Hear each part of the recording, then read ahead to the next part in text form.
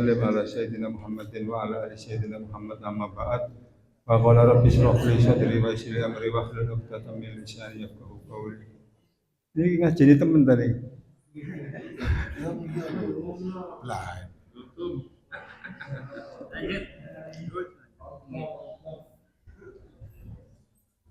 Yang jelas kalau ada kotaan ini. Para ibu, para bapak dan saudara sekalian, ya memang sedikit agak legende. Saya kemarin sudah diiyakan oleh Pak Honek kalau Ahad saya ngaji di Al-Kausar Indra, kemudian dimajukan hari ini. Kemudian beberapa hari saya dibisik oleh Pak Mahfud bahwa hari ini ditiadakan dulu, dipindah besok hari Sabtu yang akan datang. Tapi tetap bismillah, mudah-mudahan bersama dengan wiridan panjenengan bisa bersama-sama pagi hari ini sedikit untuk thalabul ilmi. Para ibu, para bapak dan saudaraku sekalian, mudah-mudahan kita semua termasuk orang yang dalam doanya Nabi Shallallahu Alaihi Wasallam. Ini dulu hati ada kamera bareng mesti bersiapno Pak. Nabi Shallallahu Alaihi Wasallam pernah berdoa untuk kita. Doanya Pak, Allahumma barik fi ummati fi bukuriha. Ya Allah, berikanlah keberkahan kepada umatku yang pagi-pagi sudah ada kegiatan ibadah semacam kita ini. Mudah-mudahan kita termasuk dalam doa Nabi Shallallahu Alaihi Wasallam. Amin ya rabbal alamin. Yang kedua, para ibu, para bapak dan saudara sekalian, di beberapa masjid mushola saya sampaikan bahwa bersyukur kita termasuk orang yang dipilih oleh Allah Subhanahu wa Ta'ala, dipertemukan kembali dengan Ramadan tahun ini, dan mudah-mudahan kita masih dipertemukan dengan Ramadan yang akan datang. Amin ya rabbal alamin. Sebelum Ramadan hari Ahad saya takziah di Sidomukti. Satu di antaranya, beliau ini maghrib masih sholat jamaah. Ada pengajian rutinan Ahad sore itu, beliau tidak ikut ngaji saja dari kukuti pulang, menyampaikan kepada suaminya, ya sang sirah kok rotok ngeluh, istirahat saja. Setelah itu muntah. Setelah muntah oleh suaminya dibawa ke rumah sakit. Di rumah sakit masih dalam keadaan wudu, masih dalam keadaan rukuh melekat, rukuhan. Setengah jam kemudian dinyatakan oleh dokter, inna lillahi wa inna ilaihi raji'un. Memang apa yang kita punya tidak kita punyai semuanya, apa yang kita miliki tidak kita miliki semua, masih ada hak zat Allah yang maha memiliki. Dan ketika itu diambil, manusia tidak berdaya sama sekali. Sekali lagi, mudah-mudahan kita dipertemukan oleh Allah sampai pada Ramadan yang akan datang. Sejenak kalau kita mau merenung, berapa teman SD kita yang sudah pulang, berapa teman SMP kita yang sudah menghadap kepada Allah, berapa teman SMA kita yang sudah mendahului kita, dan berapa orang-orang yang seusia kita, teman kerja kita, sudah mendahului kita semua. Alhamdulillah, kita masih diberikan kesempatan oleh Allah Subhanahu wa Ta'ala untuk memperbanyak ibadah kepada Allah Subhanahu wa Ta'ala. Para ibu, para bapak dan saudaraku sekalian, yang kedua berkaitan dengan Al-Quran. Al-Quran itu sebagian diturunkan oleh Allah ketika Nabi masih di Mekah, dan sebagian lagi diturunkan oleh Allah ketika Nabi Shallallahu Alaihi Wasallam di Madinah. Secara umum, ketika Nabi menerima wahyu di Mekah, itu Rasulullah masih menata keimanan dan ketauhidan. Makanya kalau nidaknya, seruannya kalau di Al-Quran itu rata-rata ya ayuhan nas, ya ayuhan nas, ya ayuhan nas, ya ayuhan nabiyyu. Tapi kalau ketika Nabi Shallallahu Alaihi Wasallam sudah di Madinah itu ya ayyuhalladzina amanu, ya ayyuhal, dan begitu seterusnya. Ini berkaitan dengan kitab-kitab semacam itu. Yang ingin saya sampaikan adalah Al-Quran itu tidak seperti yang kita baca sekarang ini. Ketika Nabi Shallallahu Alaihi Wasallam masih ada, ketika Nabi Shallallahu Alaihi Wasallam masih sugeng, masih hidup, itu Al-Quran tidak pernah ditulis, tidak pernah dibukukan. Kemudian saat Abu Bakar As-Siddiq menjadi khalifah, Islam sudah berkembang menyebar kemana-mana di berbagai negara. Abu Bakar resah. Apa yang diresahkan? Kalau Al-Quran ini tidak segera dibukukan, maka lama-kelamaan akan menjadi hilang. Penghafal Al-Quran meninggal, maka Al-Quran lama-kelamaan hilang. Kemudian Abu Bakar berinisiatif untuk menulis Al-Quran.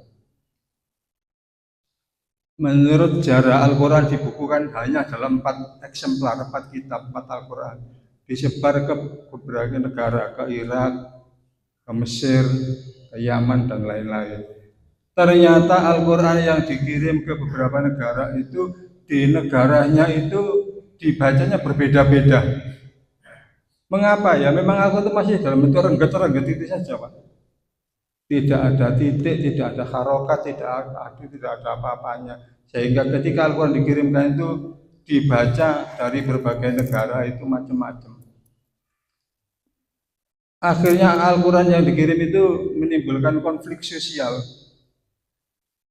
Saat Utsman bin Affan, Al-Quran itu ditarik kembali dan ditulis ulang, yang diketuai oleh Zaid bin Sabit, anggotanya Abdullah bin Mas'ud, Muawiyah, dan lain itu 10 orang. Ditulis ulang Al-Quran yang dulu pernah ditulis itu ditarik kembali, ditulis ulang. Tapi masih belum ada harokat. Makanya Al-Quran yang ada di kita sekarang ini terkenal dengan Mushaf Utsmani. Artinya apa? Ditulis pada masa Utsman bin Affan. 50 tahun kemudian, tepatnya tahun 59 Hijriah, ada seorang tabi'in yang bernama Aswad Ad-Du'ali. Aswad Ad-Du'ali merekayasa Al-Quran itu diberikan titik di atas 2 tak, di bawah jim, di tengah-tengahnya ba, di tengah-tengahnya jim, hak tidak ada, kok ada, itu pada tahun 59 Hijriah. Artinya sekitar 40 tahun kemudian setelah wafatnya Rasul Shallallahu Alaihi Wasallam itu baru ada titik dan lain-lain. Artinya apa?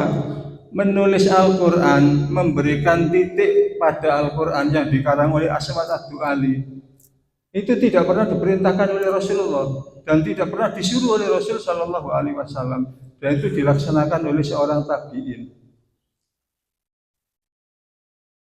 Pertanyaannya adalah, apakah semua yang tidak pernah diajarkan oleh Rasulullah, yang tidak pernah diperintahkan oleh Rasulullah kemudian disebut dengan bid'ah? Ada contoh ibadah yang lain. Ada seorang sahabat, Robah bin Mas siapa itu? Yang adzan itu siapa? Bilal bin Robah. Bilal bin Robah itu ketika selesai wudhu, dia itu salat 2 rakaat. Sahabat-sahabat bertanya, itu hari itu salat apa? Akhirnya ditanya sendiri oleh Rasulullah, kamu salat itu salat apa? Saya sholat sunnah syukur karena saya sudah bisa menyelesaikan wudhu. Jadi sholat sunnah setelah wudhu itu dilakukan sendiri oleh Bilal bin Rabah, dan Rasulullah membenarkan. Itu yang disebut dengan sunnah takriri, dibenarkan oleh Rasul Shallallahu Alaihi Wasallam. Bahkan ada, Pak, dalam kisah itu ketika awal-awal Rasulullah itu umroh, itu ada orang-orang Badui itu ketika Tawaf itu kan doanya hanya dua sesungguhnya.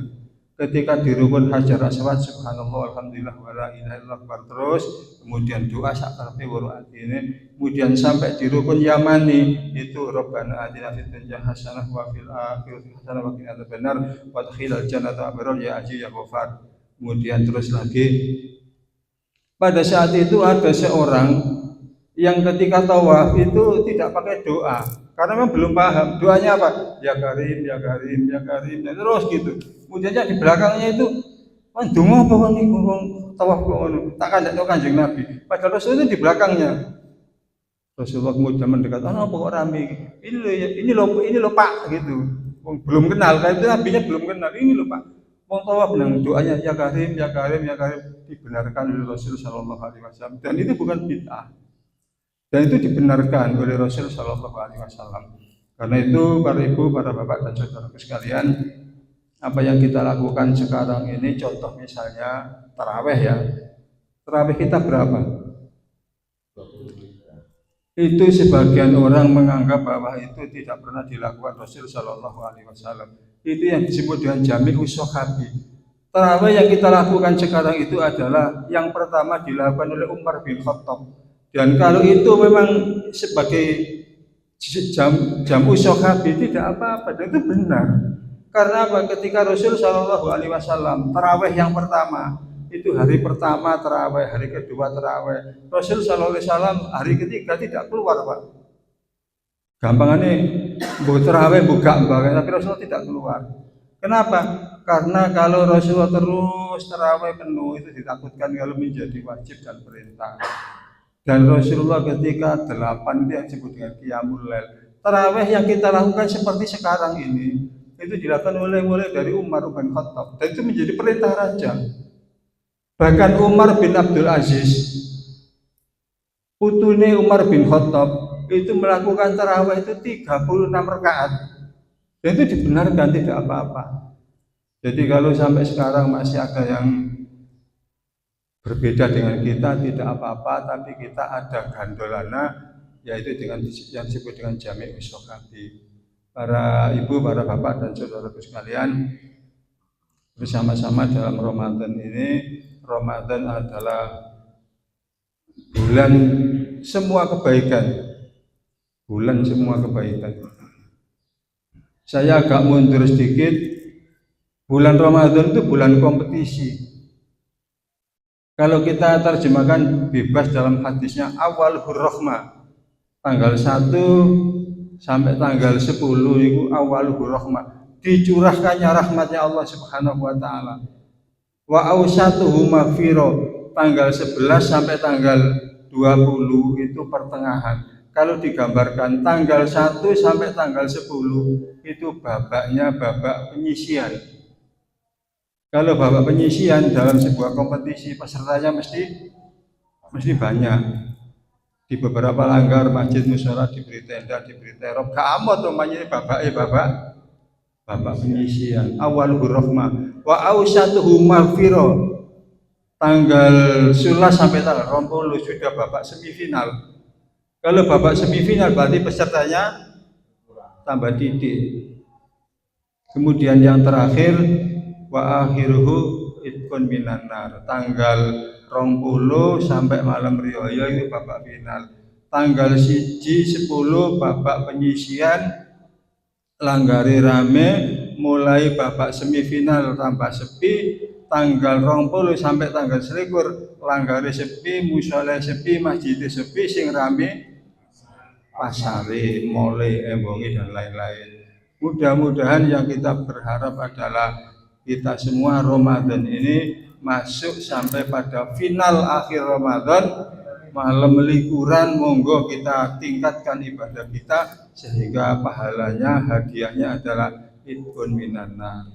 Para ibu, para bapak dan saudaraku sekalian, seluruh amal ibadah dilipat gandakan oleh Allah Subhanahu wa taala. Sing amal sunnah diberi ganjaran padha karo amal wajib, sing amal wajib pahalanya dilipat gandakan menjadi 70 kali.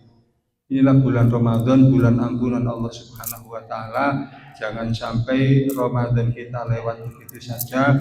Sekurang-kurangnya kalau kita ada kegiatan di luar, tarawih di rumah bersama keluarga, dan kita usahakan untuk bisa qiyamul lail di tengah-tengah keluarga kita ambil yang 8 qiyamul lail atau yang 20 ditambah witir. Witirnya itu paling banyak 11 rakaat satu riwayat yang lain paling banyak 9 rakaat. Kita ambil yang 11 rakaat. 22, kemudian terakhir 1, 22, kemudian terakhir 3, tidak apa-apa, yang jelas witir. Ketika ada pertanyaan apakah witir itu harus dilakukan di akhir, diusahakan witir itu di akhir. Jadi kita ketika jangan sampai begini Pak, ketika taraweh 20 ditambah witir telu, kemudian malamnya nanti qiyamul lail, kemudian ditambah witir lagi, akhirnya jadi genep telu, kemudian ditambah lagi telu, akhirnya tidak menjadi witir. Jadi kalau sudah ikut witir di masjid sini qiyamul lail, nanti malamnya ketika tahajud ya tidak usah witir lagi. Jadi biar tidak genap. Witir itu boleh di depan, boleh di akhir. Tapi kalau di depan sudah witir, contohnya di masjid ini, nanti kalau qiyamul lail tidak bisa witir lagi. Bapak Ibu, para bapak dan saudaraku sekalian, kemudian berkaitan dengan sedekah, kemarin di ibu-ibu saya sampaikan, dan ini beberapa kali saya sampaikan. Semua kita orang ini besok di akhirnya ini menurut filosofi ini wong Jawa, gak ono wong getun tiba ngarep, semua getun tiba mburi. Contoh yang paling gampang begini. Ketika terawih begini, kita anggap saja saya ya, ketika terawih, sirek sih males gak budal dhisik. Males gak budal dhisik. Kemudian tahun berikutnya kita itu sakit pada bulan Ramadan. Ketika ada orang berangkat terawih sampai waduh terawih, ya Allah, ini kok sehat lah enak ya. Kita merasa getun, kita merasa gelo itu ketika sudah sakit, ketika nikmat itu sudah hilang baru terasa. Nek sehat ini Pak, ono wong budal terawih, ono wong bilal, tapi gak kerasa, tapi ketika sakit sudah mulai terasa. Ya Allah, kepingin terawih gak iso. Arep ngadeg repot, arep lungguh repot. Sama dengan ketika orang sudah meninggal. Ketika orang sudah meninggal, itu semua akan gelo, Pak, akan nangis. Ketika orang yang ada dalam alam barzah, yang sing pun pecah, mulai dari zaman Nabi Adam sampai manusia terakhir, sing apik sing elek itu kabeh gelo. Yang nek empun teng dalam barzah niku napa sing dijalu, Pak? Kepengin mlebu swarga mboten, kepengin mlebu swargane wong urip wong mati nggih sami. Tiang niku sing digeloi nalikane tiang niku pejah niku wis tunggal. Napa? Kepengin balik teng donya malih. Kula wangsuli tiang sing pejah niku gedune wis tunggal, kepengin balik teng donya malih. Digambaraken nika teng ngene Siratal Munafikun sing dibahas Pak Mahfud kala wingi niku. Bismillahirrahmanirrahim. Rabbi laula akhartani ila ajalin qarib fa asaddaqa wa akum minas sholihin. Gusti lamun panjenengan kersa ngunduraken pejah kula setengah jam mawon, sak jam mawon, sedina mawon, fa asaddaqa kula bakal ngatah-ngatahaken sedekah. Napa apa ora sing disebut kok sedekah niku? Tiyang niku nyuwun pejah salate mari. Posoe mari, hajine mari, bojone ya mari ditinggal. Mek setunggal Pak sing mboten mari niku napa? Sedekah. Dadi tiyang niku pun pejah sing angsal ganjare mek setunggal, ganjarane sedekah. Mangkane teng ngene Quran sing ditangisaken niku wau, Rabbi laula akhartani ila ajalin qarib fa asaddaqa wa akum minas sholihin. Niki monggo kula matur berkaitan dengan niki, kula panjenengan sami cek mboten gelo, cek mboten getun, masjid niki ajeng bangun. Tahap kedua insyaallah dimulai mantune riyaya Syawal, monggo ngatah-ngatahaken sedekah selama masjid niki sik ada puing-puingnya. Jadi ketika masjid ini dibangun, ditinggani sujud, dibongkar malih sing luwih apik selama barang niku sik wonten ganjarane sedekah sik mengalir dalam kula panjenengan sami. Pramila monggo diusahakan saged misale asine kok kurang rek, aku kepingin meneh sang kuburan dipasangi AC kalian Gusti Allah. Nggih monggo, mangkane keliru nek ana wong ngaji terus mari ana wong duwe sakmono kae atase mati gak digawa. Wong mati kudu nggawa dhuwit sing akeh. Wong mati kudu nggawa sangu sing akeh. Sangune carane kaya apa? Sangune carane nggih sedekah.